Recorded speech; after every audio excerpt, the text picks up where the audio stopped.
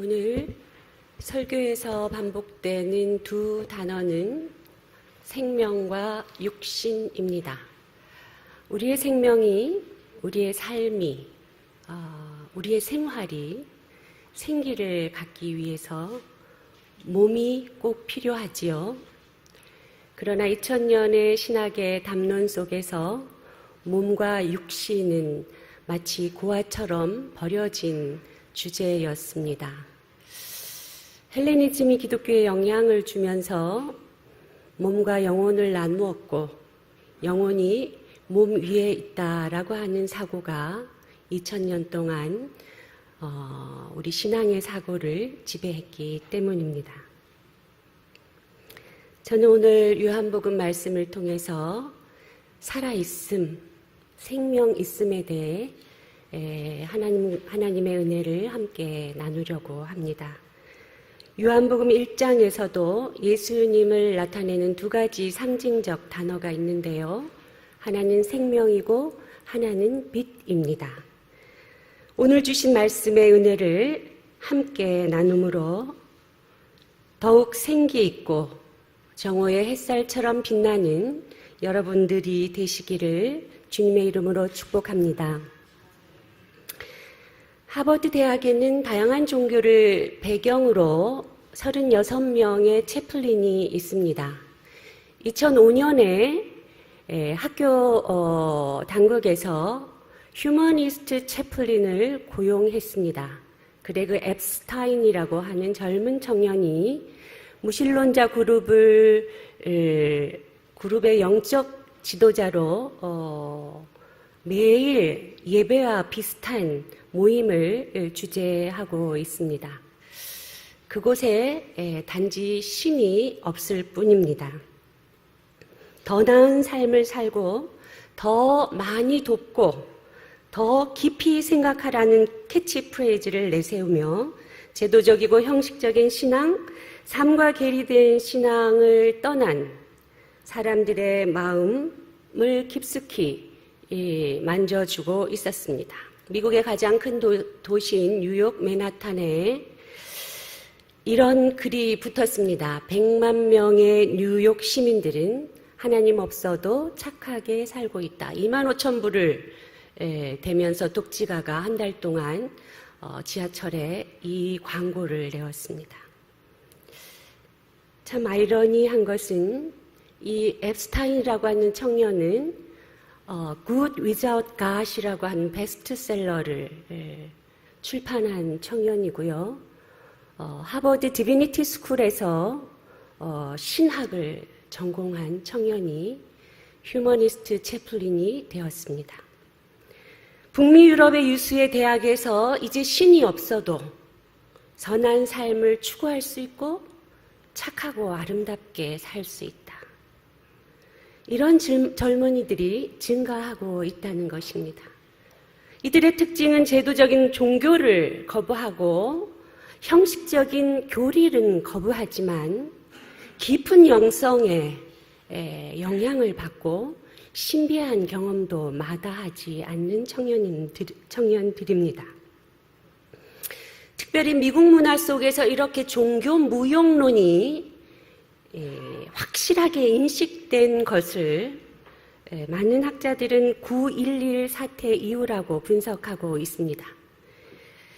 이러한 현상을 타임지에서는 두 가지로 분석합니다. 첫째, 미국은 9.11 사태 이후 극단적 신앙이 정치적 보수주의와 결합하면서 사회적 상황에 악영향을 미치는 현실에 대해 청년들이 심각한 회의를 갖는다. 둘째, 생명력을 상실한 채 지나치게 제도화되고 교리화된 종교는 특히 젊은이들에게 더 좋은 삶과 상관이 없는 것으로 보인다라고 분석하고 있습니다.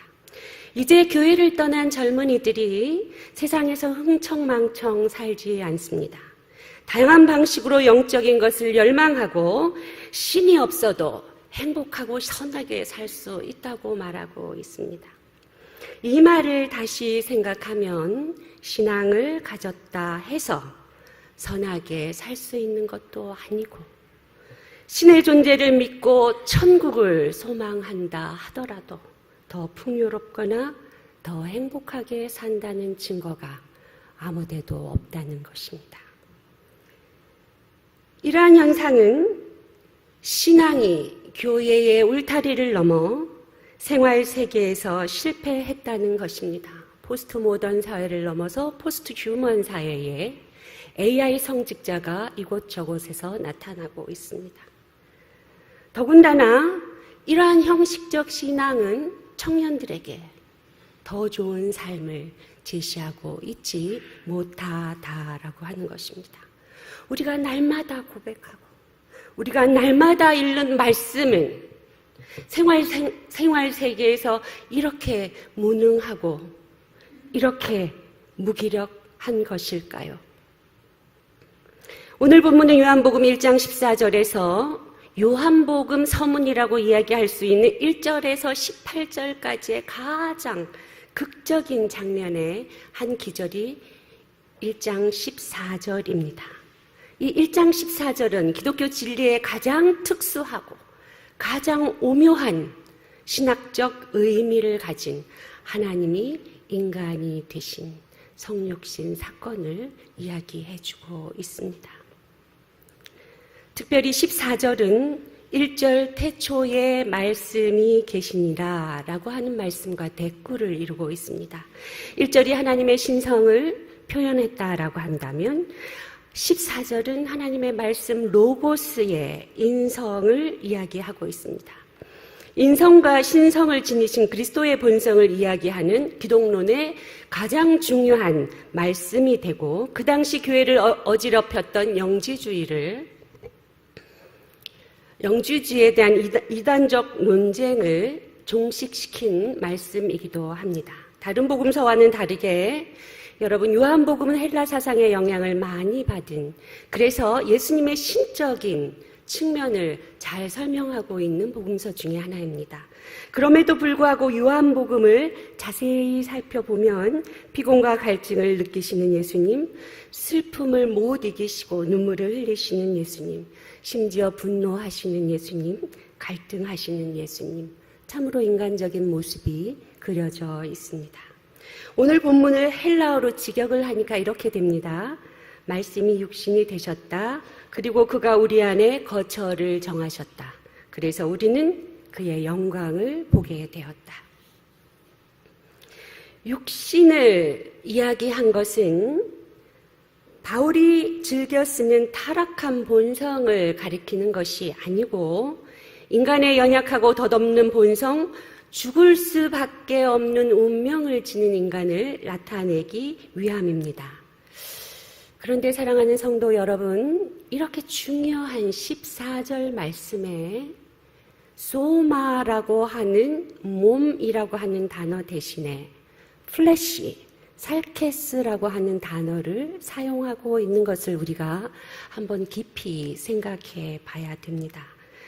여기서 추상적인 의미의 몸을 이야기하는 소마를 쓰지 않고 플래시, 살케스를 쓴 이유는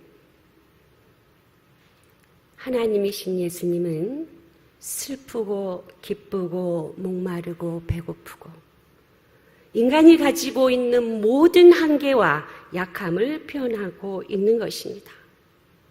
어떻게 보면 인간의 고통이 아무리 깊어도 하나님이 위로하실 수 없는 고통은 없다라고 하는 것이죠. 오늘 우리는 가장 인간적이고 가장 비천하고 가장 낮은 그 동일한 자리에서 가장 신비하고 가장 영광스러운 하나님을 우리의 눈으로 보게 됩니다. 태초로부터 말씀으로 계셨던 하나님, 바로 살케스, 육신이 되셨기 때문입니다. 두 단어의 의미를 잠시 살펴보면서 말씀을 조금 더 상고해 보겠습니다. 첫째, 말씀이 육신이 되어 할 때 에게네토라고 하는 헬라어를 찾아보니까 이런 말씀이 있습니다. 이 뜻은 기노마이라고 하는 부정과거형인데 만들다, 되다, 생기 있다, 자라다, 일으키다. 이러한 모든 단어의 의미는 운동성을 가지고 있습니다. 말씀이 단순히 언어의 표현이나 개념이 아니라 살아 움직이고 생성되고 자라나서 무엇인가를 일으키는 역동적인 말씀이라고 하는 것입니다. 우리가 배우는 말씀은 보고 듣고 해석하고 묵상하고 지성적으로 이해하는 그 말씀은 그저 이상이 아니라 이 생활 세계에서 자라나게 하고 생기 있게 하고 사건을 일으키는 역동적인 힘이라고 하는 것입니다. 말씀을 문자에 갇혀 있게 하지 않고 생명력을 얻게 하는 것은 내 몸이 움직일 때입니다. 2년 전에 석박사 학생들과 목회자들을 모시고 미국의 작지만 영향력 있는 교회를 순방한 적이 있습니다. LA와 시카고와 뉴욕, 뉴저지를 거쳐서 워싱턴에까지 특별히 청년들이 굉장히 몰려오는 그런 교회를 찾았습니다. 시카고에 있는 작은 교회, 최근에 교회를 설립해서 400~500명에 해당하는 청년들이 몰려오는 그런 교회였습니다. 목사님과 작은 자리를 준비해 놓고 목사님의 목회 철학과 교회의 본질에 대한 이야기를 들으면서 이미 학생들의 눈가에는 촉촉히 눈물이 고이기 시작할 때쯤 뒤에 앉아있는 한 교인이 손을 들고 저도 한마디 해도 되겠습니까? 네, 당연하지요. 제가 우리 목사님 설교가 참 깁니다. 400~500명에 해당하는 청년들이 에어컨디션도 없는 곳에서 40분 1시간을 말씀을 듣습니다. 제가 가장 깊은 영향을 받았던, 가장 깊은 감동을 받았던 우리 목사님의 설교는 1시간 동안 복음을 이야기하신 다음에 사랑하는 성도 여러분, 저는 이 말씀을 지키지 못했습니다. 너무나 부끄러운데 내가 지키지 못한 말씀이라 할지라도 하나님의 말씀이어서 전합니다. 늘 말씀을 전하는 목회자도 이렇게 그 말씀을 행하려고 노력하고 있다라고 하는 모습에 신적인 목사님의 모습이 아니라 저렇게 우리 목사님도 말씀을 지키려고 애를 쓰시는구나 라고 하는 부분에 이 부분은 큰 은혜를 받았다라고 하는 것입니다. 말씀이 육신이 되신 사건은 지금도 영원히 함께 계시는 하나님 예수 그리스도를 통해서 끊임없이 일어나야 하는 우리들의 사건이 되어야 한다는 것입니다. 이것이 성육신 신앙의 살아있는 의미입니다. 거룩한 말씀을 살아 움직이게 하고 이 말씀에 몸을 입히고 근육을 만들어 우리의 일상과 생명 있음 그 자체가, 내가 살아있음 그 자체가 하나님의 영광을 드러내는 매일의 순간이라고 하는 것입니다. 4세기 교구 신학자였던 아타나시우스는 그의 거대한 책 말씀의 성육신이라고 하는 책에서 왜 하나님은 인간으로 오셨나? 이 터무니없고 신성모독에 가까운 말에 대해서 유대인이 계속 비판을 하는 끝에 아타나시우스는 단 한 센텐스로 하나님이 인간이 되신 이유를 이렇게 설명하고 있습니다. 그가 육신이 되신 이유입니다. 그가 육신이 되신 이유입니다. 말씀이 육신이 되신 사건은 우리 때문이고 이 성육신으로 인해 우리는 진정한 생명을 얻고 새롭게 태어날 수 있고 거듭날 수 있고 충만하게 빛된 삶을 살 수 있게 되었다는 것입니다. 얼마나 희망찬 메시지입니까? 저 혼자 희망이 차 있는 것 같습니다.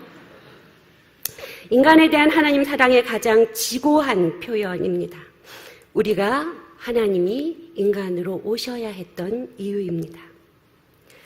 사랑하는 여러분, 사랑에 빠진 사람들의 특징을 제가 설교 준비하느라고 인터넷에 막 찾아봤습니다. 이렇게 남성과 여성 여러 가지 많이 나오는데, 사랑에 빠진 사람의 가장 일반적인 특징은 함께 있고 싶어 한다 였습니다. 본문으로 다시 돌아가서 말씀이 육신이 되어 우리 가운데 거하시며, 우리 가운데 거하시며, 이것이 말씀이 육신이 되신 목적입니다. 하나님이 우리 가운데 임재하였음을 보여주는 것입니다. 거하심에 해당되는 에스케노센이라고 하는 단어는 천막을 치다, 살다, 거처를 정하다 이런 뜻입니다. 스케노의 능동태 직설법입니다. 장막에 산다는 뜻으로 예수님께서는 장막을 침과 이 세상에 머물러 계심을 결정하셨다라고 하는 뜻입니다. 예수님께서 직접 인간의 몸을 입고 이 땅에 오셨다는 것을 훨씬 더 구체적으로 이야기해주고 있습니다. 하나님이 우리와 함께 사시려고 아예 장막을 치고 거처를 만드셨다라고 하는 뜻입니다. 살림을 차리셨어요. 같이 살려고. 우리와 함께 천막을 친다는 것은 무슨 뜻을 이야기합니까? 하나님이 우리들이 친숙하고 익숙한 그곳에 늘 가까이 계신다라고 하는 뜻입니다.